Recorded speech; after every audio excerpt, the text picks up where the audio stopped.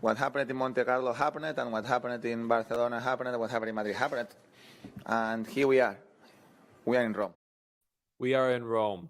We are in Rome. And unfortunately, Rafael Nadal is not here, but that legendary clip is going to set us off in this tournament. The draw is out. Carlos Alcaraz is back to number one if he plays in his first match. Djokovic is here trying to defend his title from last year, and it's going to be a great tournament. Those are the kind of the big storylines. We're also going to look at, the real three best players in the ATP Tour right now, their records so far, their stats, and we're going to take a look at the full draw, the quarters, break down the dark horses in them, and at the end of the video, I will give my prediction for who will win the whole thing. So thanks for being here.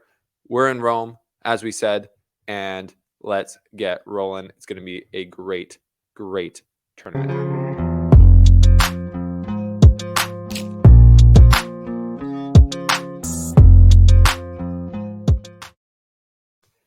Yeah, Rafa said it. What happened in Monte Carlo happened.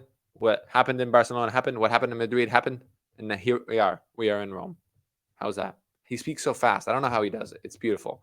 But we are in Rome, as we said, and we've got Carlitos going for his 8 millionth title in a row. Crazy stat there. 8 million titles in a row. But honestly, it just seems like the kid can't lose. Am I right? Wins in Madrid, wins in Barcelona, and now we are in Rome where he'll try and do it again. And as I said, Carlos Alcaraz back to world number one in the rankings just by playing the first round. And Djokovic will be back to number two, but he'll still be trying to defend his title. So thanks for being here. If you haven't yet, subscribe. That helps us out. And shout out to our sponsor, CoolBet, who is the sportsbook, the official sportsbook of the Slice. And if you are going to respectfully and responsibly bet on the tennis this week, you should use CoolBet. Go to the link below, click on it, sign up with the code TheSlice, and you can, whatever you put in, up to $200 will be doubled. So if you want to have some free money to play with, do that. Make sure it's respectful and responsible. But yeah, there's going to be a lot of matchups in this tournament that are going to be juicy and the one that I kind of hope will happen at the end, personally, selfishly, will be Carlitos versus Djokovic in the final. Could it happen? We'll get to that in a bit. But that's kind of like, the grand prize. 1 and 2 seeds. Are they going to meet in the final? Are we going to get the second match between Djokovic and Alcaraz like we've been waiting for a long time? That would be pretty crazy. So let's take a look at the draw. But before we do that, the top 3 players of the year so far. These 3 guys. If you look at their records there, it's pretty incredible. You got to say Alcaraz is the best out of that. 4 titles in 6 events with a 29-2 record. Pretty crazy. Pretty crazy. I can't even really remember his 2 losses. What were they? One of them was to Cam Norrie in South America. And I forget the other one. I don't even know. When else did he lose? Anyways, my question is, out of those 3 guys, because Medvedev doesn't love the clay, so he's probably not going to make much of an impact here as far as his record with titles and stuff. But by the end of 2023, I'll pose the question to you like I did on Instagram: who's going to be the number 1 player in the world at the end of the year? Right now, it feels like Carlos, because seems like he's got more energy, more liveliness than Djokovic. But obviously that can change. We'll see. We'll see where Djokovic's injury is at. This is a picture, obviously, I think from Monte Carlo. But we will see where his elbow's at. He did not play in Madrid, obviously, and we don't know exactly where his body's at. People have said different things. Different reporters have reported different things. But really, he's going to keep it to himself. So we'll see his form when he steps onto the beautiful gladiator courts of the Foro Italico, which, as I have to say, is my favorite venue in all of tennis. I was there last year, as many of you were following, hopefully. And I was reporting from the scene. And yeah, I just had the best time ever. And the whole venue is it's like a gladiator arena. And, you're watching these people. The stadium is very steep into the court. And when you're in there, there's people doing battle on the court. Like, they're really sliding around the clay. Oftentimes it's like cloudy there. And it feels very epic. And then if a gladiator just like walked on the court with a sword and started dueling them, it would almost like make sense just based on the history that's around you. Gladiators literally used to fight on the dirt in that city. So yeah, just a lot of epic venue, awesome place. And yeah, it's good. It's an awesome draw. So let's get into the draw here. We got the PDF format. We know you like it. Top quarter, Djokovic's quarter.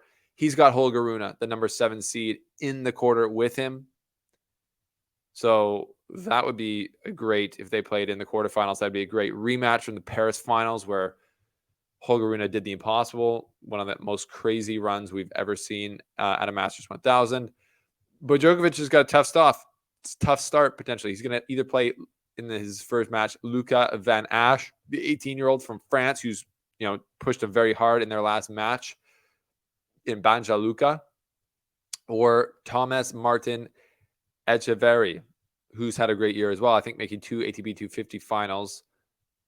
Just playing great tennis right now, the Argentinian is. So that's a tough start for Djokovic. He's going to get tested right away. Then he could either play Stan the Man or Dimitrov in the second match, and then Demonauer or Norrie in his third, and then either Felix or Rune in his quarterfinal, which would be epic. So out of that group, I think the dark horse, who's obviously not a dark horse, is Felix Auger-Aliassime. If you remember, FAA and Djokovic played a great match. Excuse me. In Rome last year. I think it was 7-6, 7-6, super close. And that set Felix up to have a great run in the French Open, of course, pushing Rafa to 5, almost taking him out there. So that's the top quarter. Lots of talent in there. Tough one for Djokovic, I think, honestly, with Rune and Felix and Norrie, who can play good on clay. Hasn't really played great since South America, though. In the second quarter, we got Casper Ruud, who is literally out of sorts right now, not playing anywhere near his level. And you got Yannick Sinner, the Italian number 1, the pride of Italy, of Northern Italy, with the home crowd. We'll see if he can handle the pressure.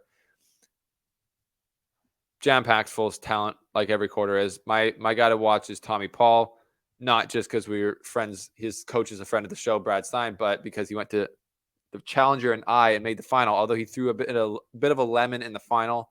Lost to Andy Murray. I think those wins under his belt will help him get his confidence back, and he's got a little area here to work in. Although Botic van de Zandschulp just picked up a new coach in, now I can't remember his name. Oh my gosh. The orange coach. We all know who he is. Sven Groneveld. And that's Bianca Andreescu's old coach. Great guy. Chatted with him quickly in I think Berlin last year, and he follows me on Twitter. So cool guy, great coach. So we'll see if he can get Botic firing on all cylinders again.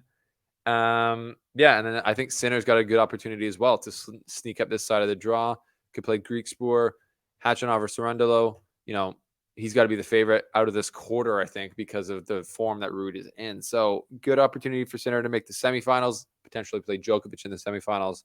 Wouldn't that be something in Rome? That would be wild. Third quarter, we got Rublev's quarter, or actually, in reality, Medvedev's quarter with Rublev in it.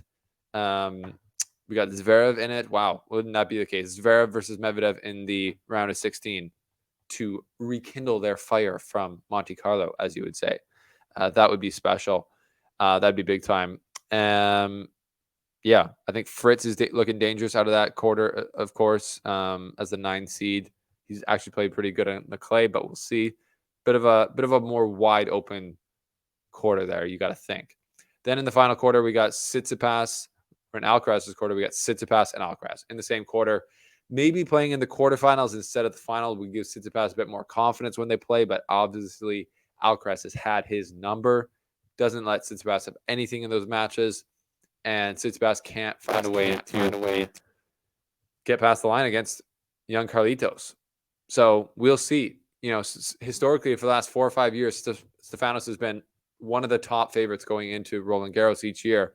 But now you really feel like Alcaraz is the favorite. Djokovic is above Tsitsipas.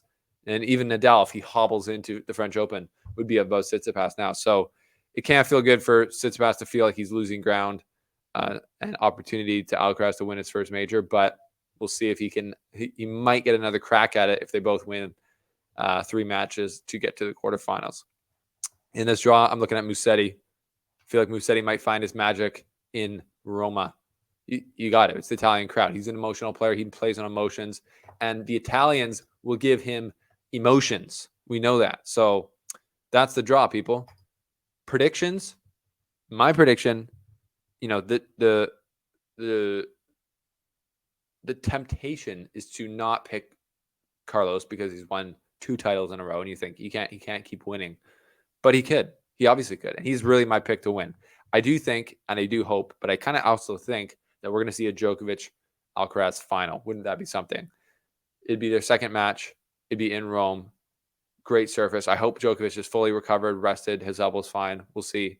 But as he plays through a tournament, he often gets better, healthier. And if they played in the final, that would be such a tantalizing preview to the French Open. Like we saw last year. I think it was last year where Djokovic beat Tsitsipas last year. So that was like you thought would be a preview to the French Open. The year before, if I remember correctly, I think Nadal beat Djokovic. Great preview. So Rome often has amazing finals to lead into the French Open. And I think this year could be the same. So we'll see. That's what I'm hoping for. Defending champ, Novak coming in. New world number 1, or should I say number 1 again, Carlos Alcaraz. Kicking off Rome. It's going to be great, people. The Foro Italico is already buzzing. It's going to be even more buzzing, and I can't wait to watch. So we'll send you out with the infamous clip from Rafa, who sadly is not here, but we'll see you next time here on the Slice. Thanks for subscribing. Download CoolBet. Join it. Click all the links below. Support the show. We appreciate you. And like Rafa said, we are in Rome. What happened in Monte Carlo happened, and what happened in Barcelona happened, what happened in Madrid happened. And here we are.